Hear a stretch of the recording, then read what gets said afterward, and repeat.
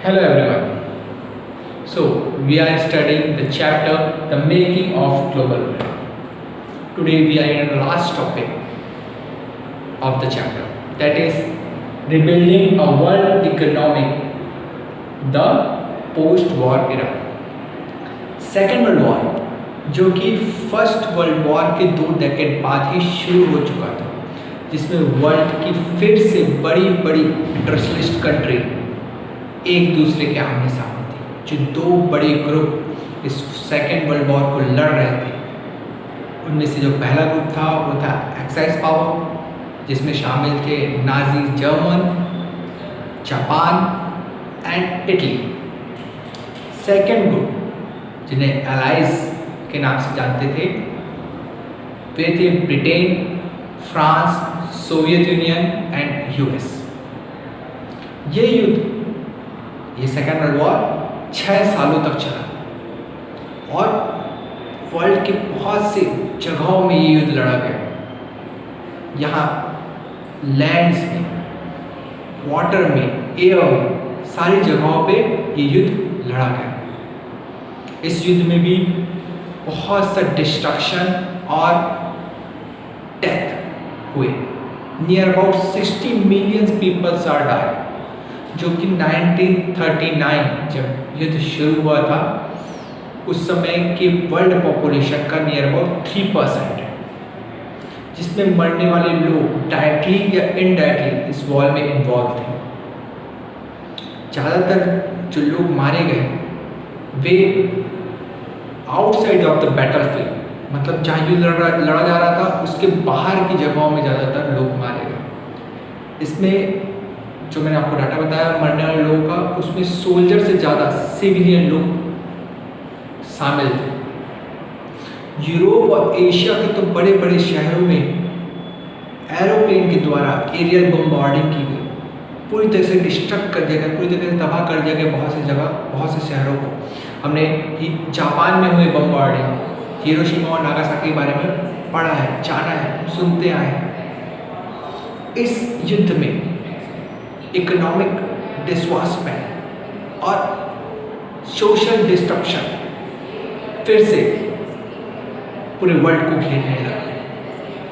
इसे पुनः स्थापित करना, इसे रिकंस्ट्रक्ट करना एक लॉन्ग ईयर रन था, जिसे पूरे देश को मिल करके करना था।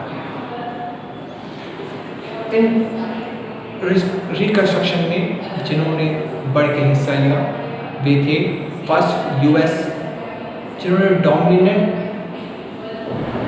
इकोनॉमिक, पॉलिटिकल और मिलिट्री पावर बन करके उभरे वर्ल्ड के वेस्ट साइड में। वेस्ट वर्ल्ड में वे बड़े पावरफुल नेशन बन के हुए। और सेकंड डोमिनेंस जो थे वो थे यूएस यूनियन, जिन्होंने ह्यूज सैक्रिफाइस दिया नाजी जर्मन के खिलाफ युद्ध में। इन्होंने अपने आप को ट्रांसफॉर्म किया, जो बैकवर्ड एग्रीकल्चर कंट्री कहलाती थी उससे एक पावरफुल कंट्री बन करके वर्ल्ड में उतरे। जब पूरा वर्ल्ड ग्रेट डिप्रेशन की मार झेल रहा था, उसके जाल में फंसा हुआ था, बहुत सी कैपिटलिस्ट कंट्री के अगेंस्ट सोवियत यूनियन, एक बड़ा नेशन, एक अच्छा नेशन जो कि इकोनॉमिक तरीके से स्टेबल था, वो बन चुका था। Post war settlement and the Brayton would institute. Economist और पॉलिटिशियन के दिमाग में ये 2 बातें आ चुकी थी जो उन्होंने इंटर वॉर इकोनॉमिक में एक्सपीरियंस किया था। पहली बात ये कि इंडस्ट्रियल सोसाइटी जो कि ज़्यादातर मास प्रोडक्शन पे निर्भर करती है, वे तब तक ग्रो नहीं कर पाएगी जब तक कि वो मास कंजम्पशन को बढ़ावा ना दे। और मास कंजम्पशन तभी हो सकता है जब इनकम हाई हो और स्टेबल। और इनकम को स्टेबल करने के लिए एम्प्लॉयमेंट को स्टेबल करना। अगर एम्प्लॉयमेंट अनस्टेबल रहेगा तब तक इनकम भी स्टेबल नहीं रहेगी। तो वे जान गए थे कि इनकम को स्टेबल करने के लिए हमें फुल एम्प्लॉयमेंट स्टेबिलिटी चाहिए होगी। पर एम्प्लॉयमेंट स्टेबिलिटी मार्केट के द्वारा नहीं किया जा सकता था, क्योंकि मार्केट फ्लक्चुएट होता रहता है, तो वो एम्प्लॉयमेंट स्टेबिलिटी नहीं क्रिएट कर सकता। इसमें गवर्नमेंट को आगे आना था ताकि वो मिनिमाइज़ कर सके फ्लक्चुएशन ऑफ प्राइस को, आउटपुट को कंट्रोल कर सके और एम्प्लॉयमेंट को भी। इकोनॉमिक स्टेबिलिटी जो है वो बिना गवर्नमेंट के इंटरवेंस के नहीं आ सकती थी। सेकंड बात या सेकंड लेसन जो जाने थे इकोनॉमिक्स और पॉलिटिशियन लोगों ने, वो ये कि कंट्री की इकोनॉमिक को लिंकअप करने वाले जो साधन है, जो आउटसाइड वर्ल्ड में इनका ट्रेड होता है, उसे बनाए रखना। यही जो है वो फुल एम्प्लॉयमेंट क्रिएट करेगा। और इसके लिए गवर्नमेंट के हाथ में जो पावर है, जो कंट्रोल फ्लो ऑफ गुड्स और कैपिटल एंड लेबर्स है, मतलब जो गवर्नमेंट के हाथ में पावर है फ्लो ऑफ गुड्स का, कैपिटल का और लेबर का, उसे बांटना होगा। अगर हम ब्रीफ में इस चीज़ को समझें तो जो मेन एम था post war international economic system का, वो ये था कि इकोनॉमिक स्टेबिलिटी बनाना, एम्प्लॉयमेंट जनरेट करना इंडस्ट्रियल वर्ल्ड के लिए, ताकि वापस एक प्रॉपर सिस्टम, इकोनॉमिक सिस्टम आ सके। इस फ्रेमवर्क में जो एग्रीमेंट हुआ वो हुआ United nation monetary and finance conference में, जो कि जुलाई 1944 में Brayton would, new Hampshire USA में हुआ।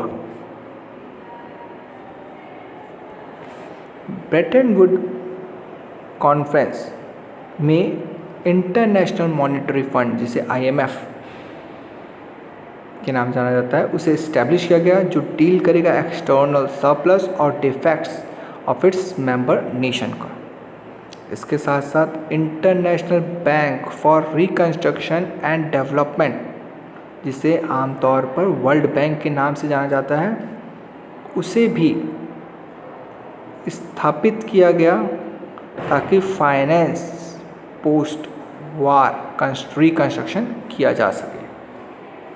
आईएमएफ और वर्ल्ड बैंक को रिफ़र किया जाता है ब्रेटन वुड इंस्टीट्यूशन के तौर पे। कई लोग इसे ब्रेटन वुड ट्विंस के नाम से भी पुकारते हैं। Post war international economic system जो है वो डिस्क्राइब करता है, उसको डिस्क्राइब किया जाता है ब्रेटन वुड सिस्टम के नाम से भी। आईएमएफ और वर्ल्ड बैंक ने अपना कमर्शियल फाइनेंस ऑपरेशन 1947 से शुरू कर दिया। Decision making in this institute, इस इंस्टीट्यूट में डिसीजन लेने का जो कंट्रोल था वो वेस्टर्न इंडस्ट्रियल पावर को था, जिनमें यूएस के पास वीटो पावर थी आईएमएफ और वर्ल्ड बैंक डिसीजन में। वीटो पावर को हम ये का मीनिंग है कि यूएस के पास ऐसे पावर थी कि वो अगर बाकी मेंबर्स के डिसीजन को भी अपने सिंगल वोट के द्वारा चेंज कर सकता था। ओके, इंटरनेशनल मॉनेटरी सिस्टम ने सबसे पहले जो नेशनल करेंसी और मॉनेटरी सिस्टम है उसको आपस में लिंकअप किया।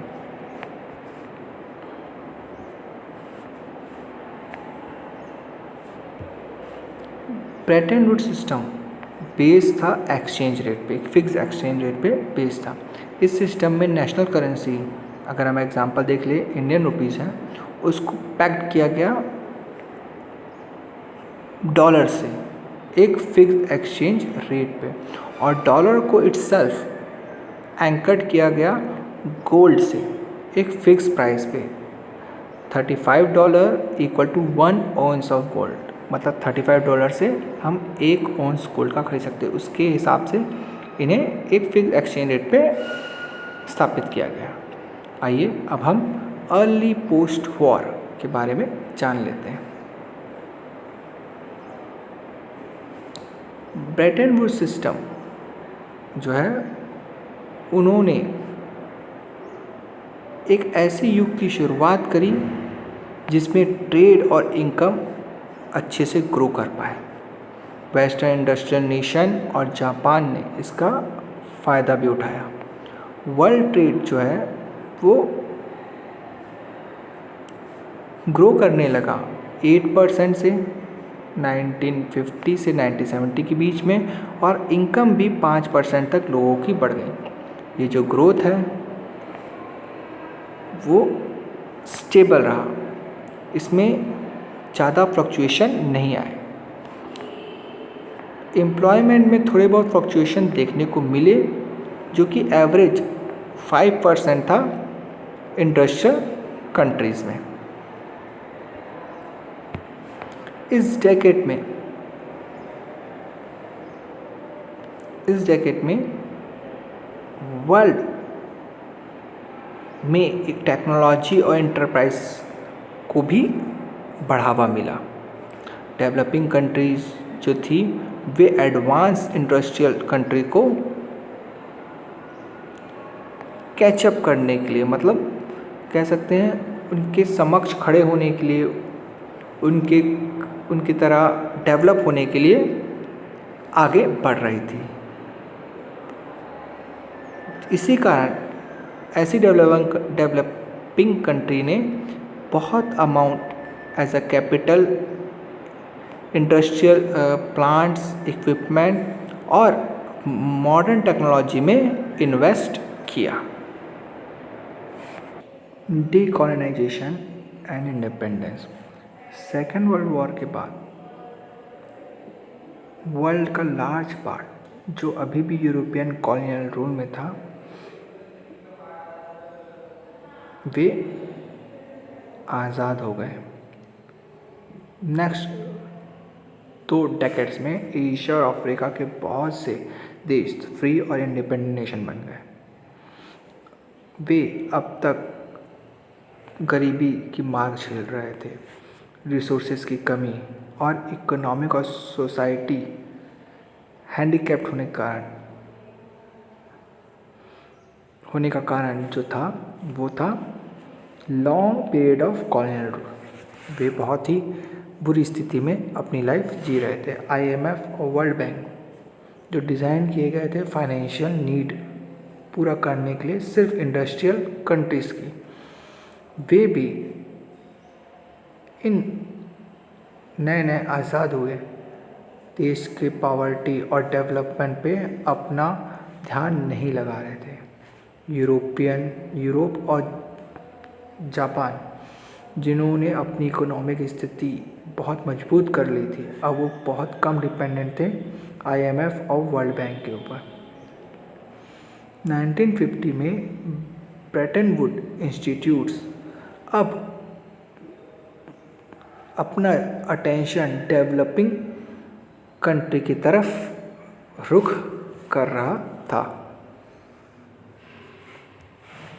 इन कॉलोनियल कंट्रीज जो थी वो लेस डेवलप रीजन वर्ल्ड में आती थी, क्योंकि यहाँ वेस्टर्न एम्पायर का बहुत बड़ा कब्ज़ा था।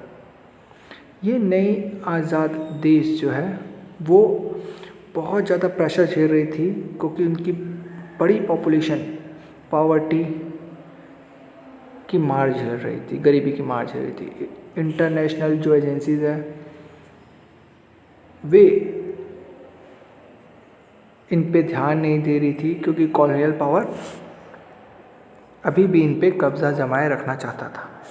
आज़ादी के कई सालों बाद भी जो कॉलोनाइजेशंस या कॉलोनियल पावर अब कंट्रोल जमाए हुए था उनके रिसोर्सेस, मिनरल्स, यहाँ तक कि ज़मीनों पर भी, और वे छोड़ने पे राजी नहीं थे।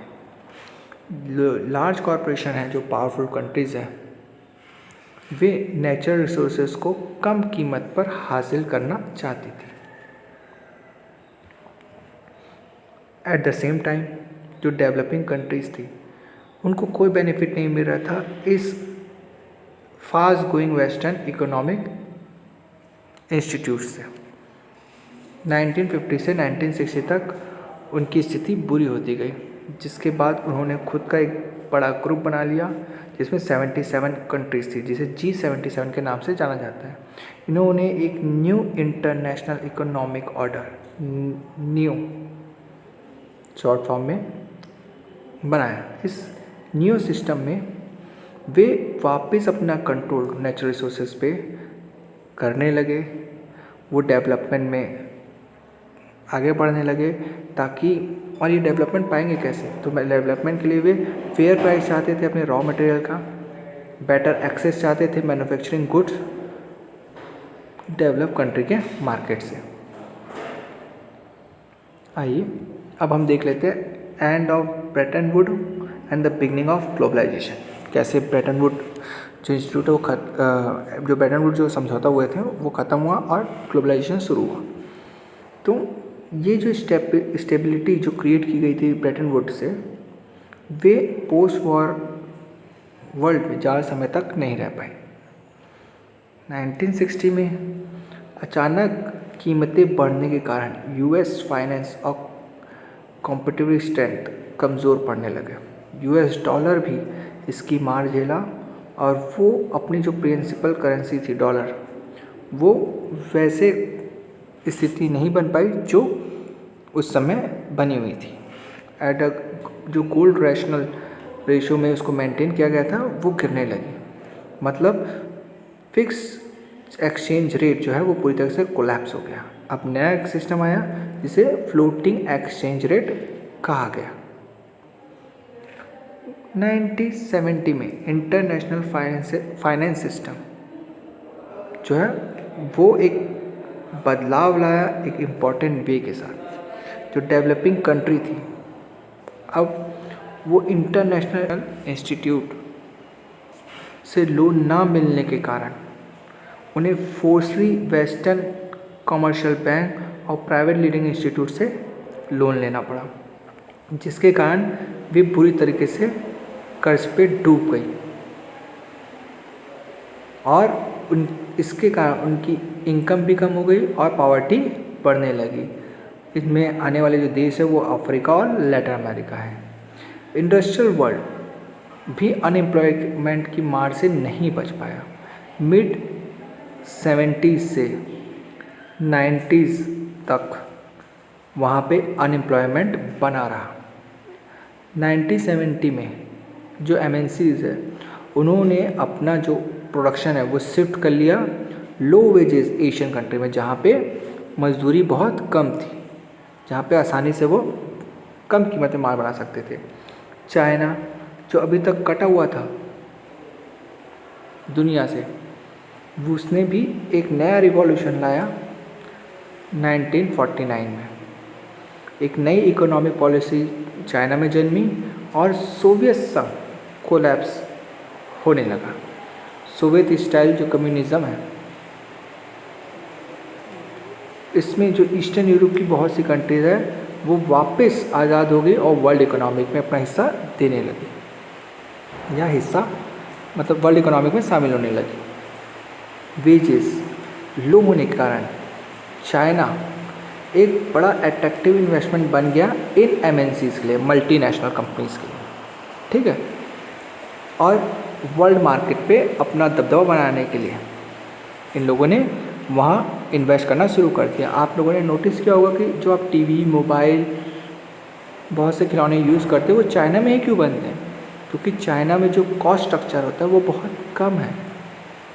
चाइनीज़ इकोनॉमी का कॉस्ट स्ट्रक्चर बहुत कम है, क्योंकि वहाँ पे लो वेजेस मतलब कम मजदूरी दी जाती है लोगों को, जिसके कारण वहाँ पे कम कीमत पे माल बन जाते हैं।